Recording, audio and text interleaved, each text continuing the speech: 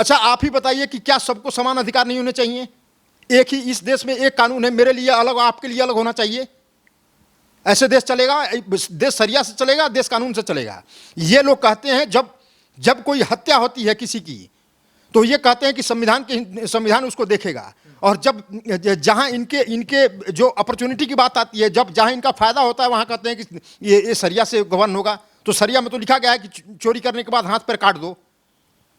क्या ये जो अपने आप को इस देश में जो जहर फैला रहे हैं, क्या वो कहेंगे कि वहां संविधान नहीं लागू होगा? जिस तरह शरिया में लिखी गई है कि अगर कोई चोरी और हत्या करते हुए नजर आ रहा है, उसका सर काट दो, क्या मानेंगे? वहां ये जो है वो अपॉर्चुनिस्टिक हो जाते हैं, वहां अवसरवादी हो जाते हैं कि नहीं जी वहां तो शरिया में इस तरह नहीं, कानून से चलेगा। और जहां कानून की बात आती है कि समान सुरक्षा और समान अधिकार सबको मिलना चाहिए, वहां पे ये कहते हैं कि नहीं जी हमारा शरिया चलेगा। तो पहले ये डिसाइड कर लो कि शरिया से चलेगा या संविधान से चलेगा।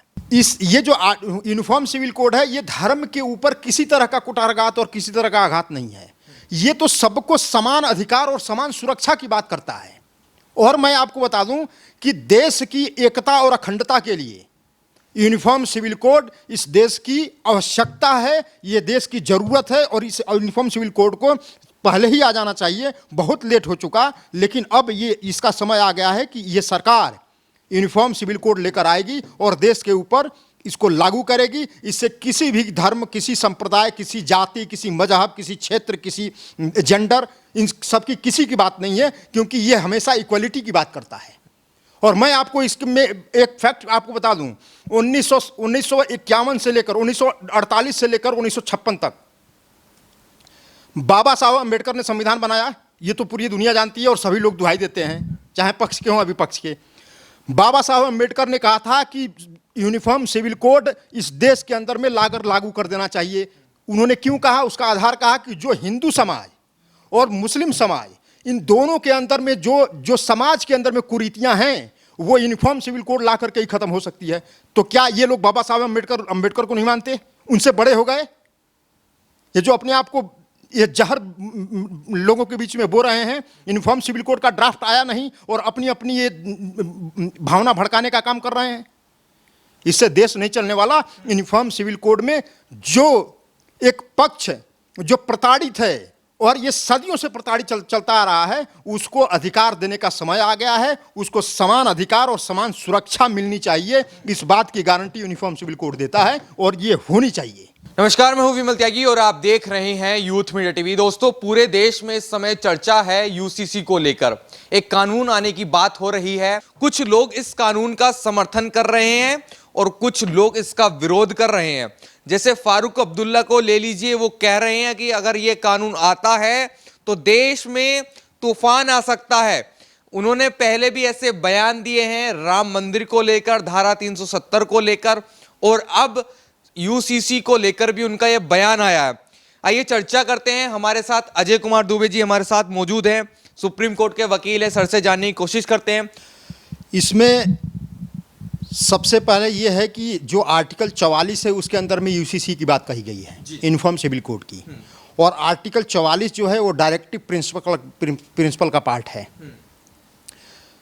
आर्टिकल 44 कोई मोदी जी तो लेकर आया नहीं, 2014 के बाद नहीं आया। आर्टिकल 44 1950 में जब संविधान लागू हुआ, जब संविधान बना, उस समय से आर्टिकल 44 उसके अंदर में मेंशन है। और जब आर्टिकल 44 1947 से उसके अंदर मेंशन है, तो इस देश की जनता, इस देश की मेजॉरिटी पॉपुलेशन ये पूछ रही है कि 1947 में जो चीज़ उसके अंदर बने लिखा गया है वो चीज़, और 1947 में जो चीज़ आ जानी चाहिए वो अब तक क्यों नहीं आया? पहला प्रश्न। दूसरा कि ये इससे धार्मिक आस्था को आप ठेस पहुंचेगी या नहीं पहुंचेगी? उसके अंदर बड़ा ही स्पष्ट है कि आर्टिकल 44 में जो यूनिफॉर्म सिविल कोड लाने की बात है, वो यूनिफॉर्म सिविल कोड किसी भी धार्मिक आस्था को ठेस नहीं पहुंचाएगा।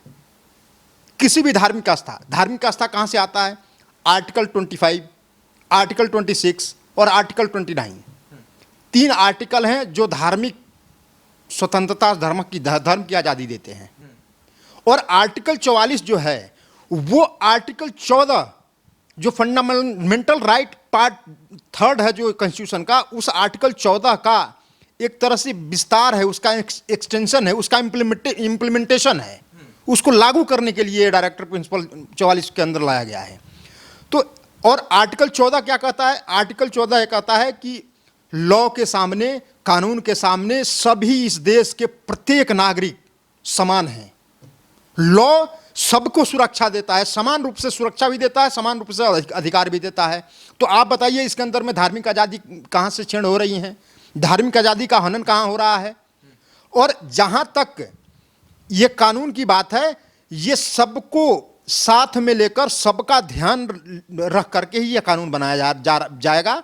और जब ड्राफ्ट आएगा, सबके सामने दूध का दूध, पानी का पानी हो जाएगा, और किसी को किसी तरह की कोई भावना आहत नहीं होगी। ये मेरे तरफ से आश्वासन है देश की जनता को। अच्छा, आपने जो जानकारी दी, शायद लोगों को वो पता नहीं है, इसलिए उसका विरोध कर रहे हैं। तो क्या लगता है, देश में एक माहौल पहले से ऐसा तैयार किया जाए कि सरकार कोई कानून लाए, उसका विरोध हो, सड़कों पर लोग उतरें? खासकर एक मुस्लिम समाज पर ऐसा कहा जा रहा है कि मुस्लिम समाज को टारगेट करने के लिए ही ये कानून आ रहा है, लेकिन वो भूल जा रहे हैं कि सबके लिए वो कानून आ रहा है, चाहे हिंदू हो, मुस्लिम हो, सिख हो, ईसाई हो, बौद्ध हो, जैन हो, सबके लिए आ रहा है। तो क्या एक एजेंडा पहले से ही तैयार किया जा रहा है कि जो भी कानून आएगा वो मुसलमानों के विरोध में आएगा?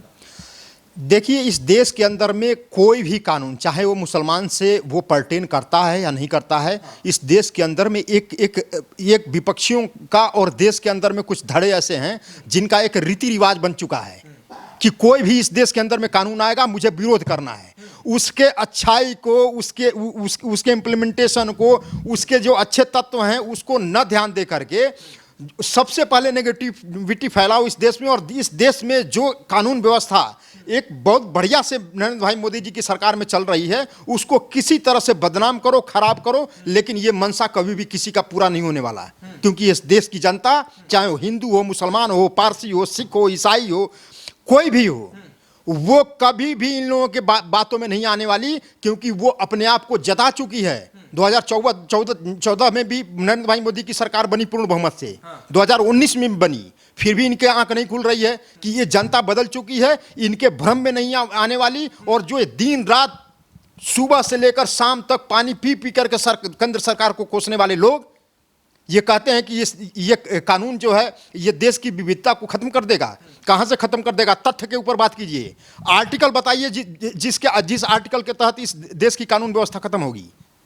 हवा में बात मत कीजिए, जनता को फैक्ट्स चाहिए, फैक्ट्स बताइए उसको। जिस तरह मैं बता रहा हूं कि ये यूनिफॉर्म सिविल कोड आर्टिकल 14 का कंप्लायंस है। ये आर्टिकल 14 में इक्वालिटी बिफोर लॉ की बात की गई है, लॉ ऑफ प्रोटेक्शन की बात की गई है। पहले ये डिसाइड कर ले विपक्ष और ये जो कुछ मौलवी हैं जो जिनकी रोटियां नफरत फैलाकर इस देश के अंदर में जिनकी राजनीति चलती है, वो पहले डिसाइड कर लें कि ये देश संविधान से चलेगा या शरिया से चलेगा। फारूक अब्दुल्ला कह रहे हैं कि अगर ये कानून आता है तो देश में कहीं तूफान ना आ जाए। तो क्या लगता है, तूफान किस तरीके की तूफान की वो बात कर रहे हैं? धारा 370 हो, राम मंदिर हो, उस पर उनके ऐसे बयान आए हैं। तो क्या लगता है, जैसे पहले जवाब मिला है, जवाब इस बार भी मिलेगा? इसमें फारूक अब्दुल्ला के ऊपर क्या कहा जाए। ये जब धारा 370 आई थी और 35 से ये दोनों हटाए गए थे इस नरेंद्र मोदी जी और भारतीय जनता पार्टी की सरकार के द्वारा, उस समय भी ये और महबूबा मुफ्ती और विपक्षी कांग्रेस ये कह रहे थे कि देश में आग लग जाएगा, कोई कंधा उठाने वाला नहीं मिलेगा, कोई तिरंगा उठाने वाला नहीं रहेगा। एक चींटी नहीं मरी, एक चींटी।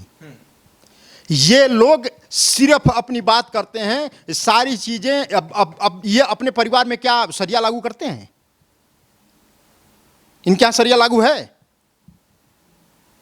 ये लोग सिर्फ जनता को भड़का करके अपनी राजनीति की रोटी सेकना चाहते हैं। राम मंदिर का निर्माण हुआ, बताइए एक भी चींटी मरी इस देश के अंदर? ये लोग बिल्कुल ही अपनी अपनी राजनीति की खेती उपजाने के लिए, जो बिल्कुल खत्म हो गई है इस देश में विपक्षियों की, उसको उपजाने के लिए ये लोगों की भावनाएं भड़का रहे हैं। इससे लोग सुनने वाले नहीं हैं। 370 में भी जवाब दिया था इस देश की जनता ने, 140 करोड़ जनता ने इस देश की जवाब दी थी। आप बताइए, राम मंदिर पे 370 पे ये लोग खूब बयान देते रहे, इस देश के अंदर में जहर नफरत के बीज बोते रहे, लेकिन जे देश की जनता समझदार होगी वो नहीं सुनने वाली। वो उसको इतना, देश की जनता इतनी जागरूक है कि उसको पता है कि क्या बुरा है क्या सही है। जो सही है उसके साथ उस चुनाव कर रही है। अब वो समय गया, इनके दिन लद गए, अब ये लोग अपना दिन गिने और जाकर कहीं हिमालय की तराई में अपना जीवन व्यतीत करें। मौलाना तौकीर रजा कह रहे हैं कि अगर ये कानून आ भी जाता है तो मुसलमान शादी में फेरे तो नहीं लेगा, वो निकाह ही करेगा। अरे तौकीर रजा को तो मैं ये कहूंगा कि कौन कह रहा है फेरे लेने के लिए? अरे साथ में जो आपके साथ जो निकाह कर रही है जो औरत, उसको अधिकार तो दे दो भाई। वो फेरे लेने से मना नहीं कर रहा है। आपको जिस तरह फेरे लेने हैं, जिस तरह आपको आपकी पूजा पद्धति है, जिस तरह नमाज पढ़ने हैं, उस सब की आज़ादी है। उसके ऊपर किसी तरह का यूनिफॉर्म सिविल कोड उसके ऊपर अप्लाई नहीं होगा, न ही उसको ख़त्म करेगा। मैं कह रहा हूँ कि जो महिलाएं, जो मुस्लिम माताएं, बहनें, जो बेटियां हैं, उनको अधिकार तो दे दो। यूनिलैटरल डिवोर्स का प्रोविजन था। नरेंद्र भाई मोदी की सरकार ट्रिपल तलाक के विरोध में कानून ला करके और इन जो मुस्लिम माता बहनों और बेटियों को लाकर उन्होंने न्याय किया है, इंसाफ दिया है, जिसके अंदर में उनको मेंटेनेंस जैसे हिंदुओं को मिलता है वैसे इनको भी मिलेगा। वो यूनिलैटरल डिवोर्स का प्रोविजन खत्म हो गया और ये यूनिफॉर्म सिविल कोड और उसको सुदृढ़ करेगा। फिर भी जब ट्रिपल तलाक के खिलाफ में कानून आए थे, तब पर भी तौकीर रजा और कांग्रेस और इस तरह के विपक्षी दलों के पेट में मरोड़े उठ रहे थे कि ये कैसे ट्रिपल तलाक आ गया। देश के अंदर में ये धार्मिक आज़ादी नहीं है। कौन सी धार्मिक आज़ादी छिन गई? कोई धार्मिक आज़ादी नहीं छिनेगी। लेकिन मेरा ये कहना है कि तौकीर रजा और इस तरह मानसिकता के लोग ये तो जरा देख लें कि शादी, विवाह, तलाक, उत्तराधिकार, गोद लेना और विरासत जैसी जटिल मुस्लिम समुदाय के अंदर में जो शरिया के तहत वो चल रहा है, उसके ऊपर अगर समान अधिकार और समान सुरक्षा वहाँ की बेटी बहनों को मिल जाए तो उसमें तौकीर रजा को इतने मरोड़े क्यों उठ रहे हैं? वो फेरे नहीं लेंगे, वो निकाह ही करेंगे, वो निकाह ही करें। उनको धार्मिक आज़ादी है। जिसको फेरे लेना होगा वो फेरे लेकर के शादी ब्याह करेगा। लेकिन अपने जिससे आप फेरे ले रहे हैं, जो औरत, जो महिला आपके घर में आपकी पार्टनर बनकर आ रही है, उसके साथ उसके अधिकार तो दें। और ओवैसी जी कह रहे हैं कि आर्टिकल 25 का वायलेशन हो जाएगा, आर्टिकल 26 का हो जाएगा, आर्टिकल 29 का हो जाएगा। अरे वैसे जी, आप तो बैरिस्टर हो, कम से कम संविधान खोलकर तो पढ़ लो। आर्टिकल 25 सब आर्टिकल 1 में लिखा हुआ है कि अगर आर्टिकल 14 का वायलेशन अगर कहीं हो रहा है तो वहाँ आर्टिकल 25 अप्लाई नहीं होगा। आर्टिकल 14 से गवर्न होगा वो। आर्टिकल 15 से, आर्टिकल 16 से, आर्टिकल 17 से, आर्टिकल 18 से, मैंने आर्टिकल 14 से लेकर जो फंडामेंटल राइट का पहला आर्टिकल है उससे लेकर के और आर्टिकल 24 तक का अगर कोई प्रोविजन जो 25, 26 और 29 को सुपरसीड करता है, वो सुपरसीड होना चाहिए। और वैसी जी एक बात और कह रहे हैं कि क्या हिंदू अनडिवाइडेड फैमिली के लिए जो इनकम टैक्स का प्रोविजन, इनकम टैक्स 1961 के अंदर है, क्या वो सरकार हटा देगी? मैं ओवैसी जी को मैंने ये डंके की चोट पे कह रहा हूं कि ओवैसी जी अगर इस देश की एकता और अखंडता के लिए हिंदू अनडिवाइड फैमिली को जो मिल रहा है एग्जम्पशन, इनकम टैक्स में जो एग्जम्पशन मिल रहा है, अगर उसको हटाने की बात आएगी तो मैं खुद सरकार से दरख्वास्त करूंगा कि इसको हटा दे, क्योंकि देश की एकता जरूरी है। हिंदू अनडिवाइड फैमिली में एग्जम्पशन जरूरी नहीं है। अगर इस तरह की बात आएगी तो वो भी हटाया जाएगा, ये मेरा उनको आश्वासन है। और वो इस तरह के जहर की नफरत न फैलाएं। वो एक सांसद हैं और अपनी बात एक अपने जाकर फोरम में कहें। और जो लॉ कमीशन है उसने पोर्टल दिया है, उसने ईमेल दिया है, पोर्टल दिया है, कैसे वहाँ आप अपनी बात वहाँ कहिए। उन सारी बातों को वहाँ कंसिडर करते हुए, उसके ऊपर विचार करते हुए ही यूनिफॉर्म सिविल कोड आएगा। किसी तरह का इस देश के अंदर में किसी की भावनाएं आहत नहीं होगी, इस बात का आश्वासन है। आपको क्या लगता है, मतलब अब देश की मांग है कि अब यूसीसी की जरूरत है? आपको क्या लगता है, आपके विचार इस पर क्या है कि हाँ अब जल्द से जल्द आ जाना चाहिए और इसी जो मानसून सत्र जो 20 जुलाई से शुरू होने वाला है, इसी मानसून सत्र में आना चाहिए? विमल जी, आप ये बताइए, भारत एक सेकुलर राष्ट्र है कि नहीं है? भारत एक धर्मनिरपेक्ष राष्ट्र है और ये सेकुलर वर्ड 42वें संशोधन के द्वारा इंदिरा गांधी की जी के द्वारा 1976 में जोड़ा गया था। जब भारत धर्मनिरपेक्ष कैसे हो सकता है? जब इस देश के अंदर में अलग अलग कानून होगा तब होगा, या देश के अंदर में एक कानून होगा, एक सबका समान अधिकार होगा, सबकी समान सुरक्षा होगी, तब होगा। मैं कह रहा हूं कि महज सेकुलर शब्द जो धर्मनिरपेक्ष शब्द है संविधान के अंदर महज एक शब्द भर अब तक चला आ रहा है। जिस दिन यूनिफॉर्म सिविल कोड इस देश के अंदर लागू हो जाएगा और तभी उसी दिन से ये देश सेकुलर धर्मनिरपेक्ष राष्ट्र होगा। तब तक कोई धर्मनिरपेक्ष राष्ट्र नहीं है। और जहाँ तक कांग्रेस की बात है, 1951 से लेकर 56 तक, 48 से लेकर 56 तक जब अंबेडकर ने इस बात को कहा कि यूनिफॉर्म सिविल कोड आनी चाहिए, नेहरू ने यूनिफॉर्म सिविल कोड की जगह नेहरू साहब ने वो हिंदू कोड बिल लेकर आए और 1956 में 4 ऐसे हिंदू कोड बिल उन्होंने पास कर दिए।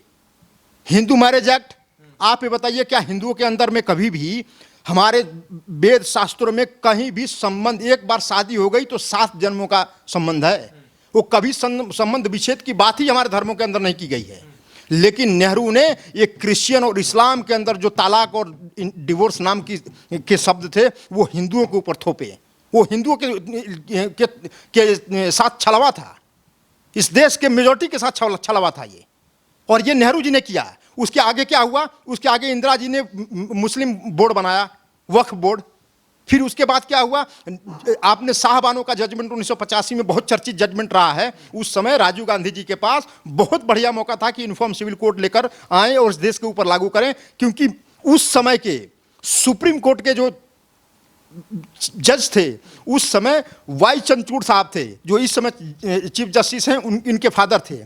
उन्होंने उस समय बहुत ही सख्त टिप्पणी करी थी कि अब समय आ गया है कि इस देश के अंदर में यूनिफॉर्म सिविल कोड लाया जाए। ये शाहबानो केस में ये टिप्पणी थी, लेकिन इन्होंने नहीं लाया। इन्होंने क्या किया? उस शाहबानो में जिसमें कि सेक्शन 125 के अंदर में पूरी उम्र उसको मेंटेनेंस देने की बात थी 70 साल की बूढ़ी मुस्लिम महिला को, उन्होंने उस जजमेंट को पलट दिया। किस लिए? कि कुछ मौलवी और जो ये मुस्लिम जो कट्टरपंथी थे उनकी बातों को में आकर के और इन्होंने उस कानून को पलट दिया। पलट कर उस जजमेंट को नया कानून लाए। नया कानून लाने के बाद उन्होंने कहा कि सिर्फ मुस्लिम महिलाओं को 90 दिन का ही मेंटेनेंस मिलना चाहिए। 90 दिन के बाद क्या करेगी? सड़क पर भीख मांगेगी। उसके लिए क्या देश कानून नहीं ला सकता? उसके लिए देश में प्रावधान नहीं होने चाहिए? फिर उसके बाद क्या हुआ? उसके बाद पीवी नरसिम्हा राव पूजा स्थल कानून लेकर आ गए, फिर हिंदू के साथ खिलवाड़। उसके बाद फिर क्या ये क्या करें? मुस्लिम वक्फ प्रॉपर्टी एक्ट लेकर आ गए कि जहां वक्फ बोर्ड कह देगा कि ये हमारी प्रॉपर्टी है, वहां आप लड़ते रहिए सुप्रीम कोर्ट तक, वो प्रॉपर्टी उसकी हो जाएगी। इतना खतरनाक कानून लेकर आए। उसके आगे जो सोनिया और मनमोहन सिंह की सरकार थी, ये मान लीजिए कि 21वीं सदी में भी उन्होंने इतना जघन्य इस देश को ठेस पहुंचाया, और खास करके हिंदुओं को, कि वो राइट टू एजुकेशन लेकर आते हैं। और राइट टू एजुकेशन के अंदर में मदरसा बाहर है। क्यों बाहर है? अगर मुस्लिम महिलाएं मदरसे के अंदर में अपना अधिकार के रूप में अगर पढ़ने जाएं तो नहीं जा सकती हैं। क्यों नहीं जा सकती भाई? क्या उनको पढ़ने का अधिकार नहीं है? राइट टू एजुकेशन जैसे अगर एक प्रोविजन कॉन्स्टिट्यूशन के अंदर आ गया तो सोनिया गांधी और मनमोहन सिंह मदरसे को उस राइट टू एजुकेशन से बाहर किए। उसके बाद खेल और देखिए कि बाहर के मिशनरीज और बाहर से जो मुस्लिम कंट्री से जो इनके मुस्लिम धर्मगुरु हैं वो यहाँ प्रचार करने आए और पैसे भी लेकर आए, यहाँ अपनी प्रचार और इस देश की व्यवस्था को खराब करने के लिए। इन्होंने मनमोहन सिंह की सरकार और सोनिया गांधी जी की सरकार ने FCRA का कानून लेकर आई कि विदेशों से चंदा लेकर के और भारत के अंदर में लगाया जाए और धर्म का ऐसा एक तांडव और एक खेल किया जाए ताकि देश की व्यवस्था बर्बाद हो जाए। इस तरह के लोग और नरेंद्र भाई मोदी जैसे यशस्वी प्रधानमंत्री और विश्व के सबसे लोकप्रिय नेता को ये कह रहे हैं कि ये देश की विविधता को खराब कर रहे हैं। इनको कहने का कोई औचित्य नहीं है। ये लोग बहरूपीय हैं और देश को बर्बाद करना चाहते हैं। हमसे बातचीत करने के लिए आपका बहुत बहुत धन्यवाद सर। आपने जो जानकारी दी, हो सकता है जो लोग अभी भी उस भ्रम में हैं कि इस कानून से आने से कुछ लोगों को हानि होगी, ऐसा नहीं। जो जानकारी आपको चाहिए थी शायद वो मिल गई होगी। आप क्या सोचते हैं इस पूरे बारे में जरूर कमेंट करके बताएं, और सर के विचार पर आपकी क्या टिप्पणी है वो कमेंट कर जरूर बताएं। धन्यवाद।